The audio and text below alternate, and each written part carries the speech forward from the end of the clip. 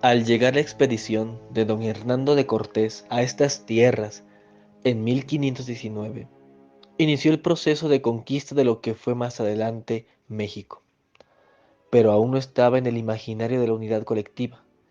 Había una serie de diversas naciones, la mayoría sometidas al régimen del Imperio Mexica, liderado por Moctezuma II. Después del fallido asedio a la capital del Imperio Mexica y el suceso de la Noche Triste, el ejército español llegó a Tlaxcala derrotado, hambriento y fatigado. Habían perdido casi todos sus cañones, escopetas y pólvora al escapar de Tenochtitlan, pero el cobijo de los caciques tlaxcaltecas hizo que poco a poco se restableciera el ánimo de conquista.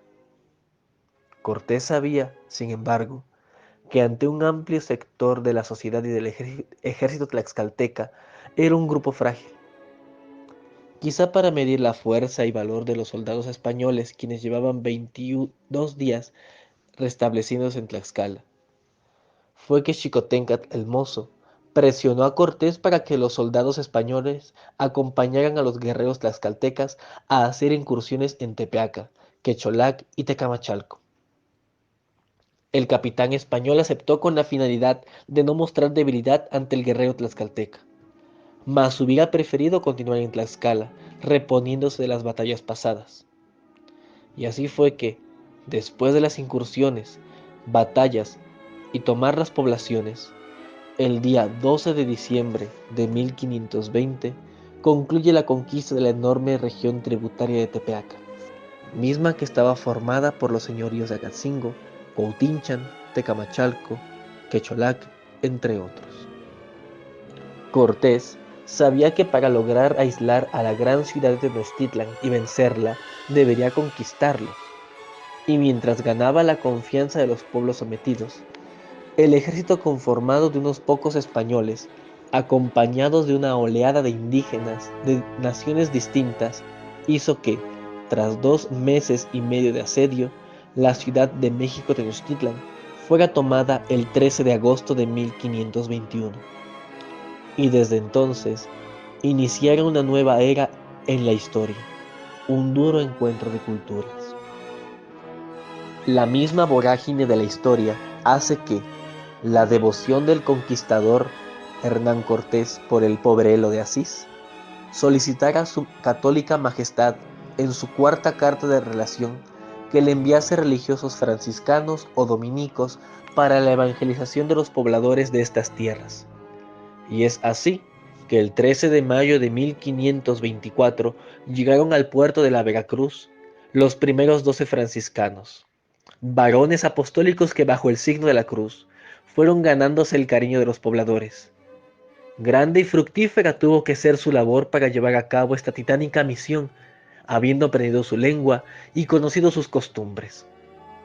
Los frailes, conocedores de la voluntad de la abuela del emperador, la reina Isabel la Católica, tenían grabada su voluntad testamentaria que dice: y no consientan ni den lugar que los indios reciban agravio alguno en sus personas y sus bienes, mas manden que sean bien y justamente tratados, y si algún agravio han recibido, lo remedien.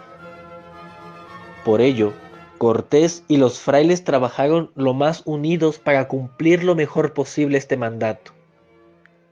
De este modo los frailes tuvieron, por voluntad del Papa Adriano VI, el poder eclesial, y por parte del emperador el poder secular para administrar con verdadero celo esta encomienda.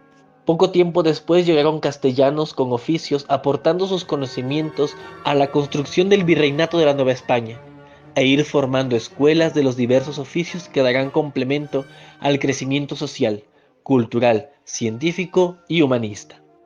La evangelización fue difícil. Para lograrlo fue necesario congregar a las poblaciones indígenas en doctrinas, es decir, en asentamientos donde los frailes pudieran predicar la fe católica a los nuevos súbditos de la corona bajo la protección de los encomenderos.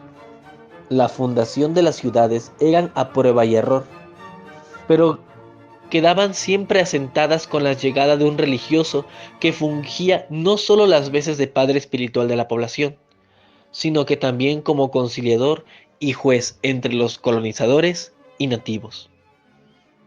En los Anales de Tecamachalco, en el párrafo 64 se lee: en este año de 1541, entonces se establecieron por primera vez los padres aquí, en el señorío Altepetl de Tecamachalco, en la fiesta de Santa Clara, el 12 de agosto. Nuestro querido padre, Fray Diego de Estremega, era guardián en Tepeaca. Vino a dejarlos. Aquí se registran sus nombres: Fray Nicolás y Fray Domingo. Las fundaciones de las ciudades, por parte de la Orden de los Frailes Menores, eran prácticamente similares en todas ellas. Los frailes alzaban la Santa Cruz en lo que sería más adelante el atrio del templo, la cruz atrial, y con esto se iniciaba la traza de la comunidad, trayendo consigo la imagen que sería del patrocinio y protectorado celeste para nuestro pueblo, eligiendo a bien para esta comunidad el auxilio de María Santísima bajo el honroso título de su asunción al cielo, llamándose así Santa María de la Asunción Tecamachalco.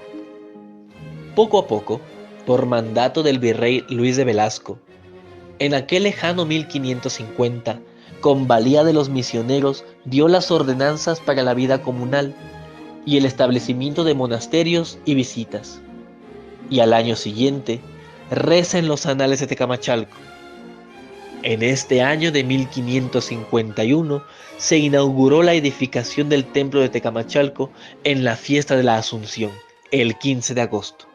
La fiesta del pueblo, Altepehuitl, cayó sábado, pero se hizo después en domingo.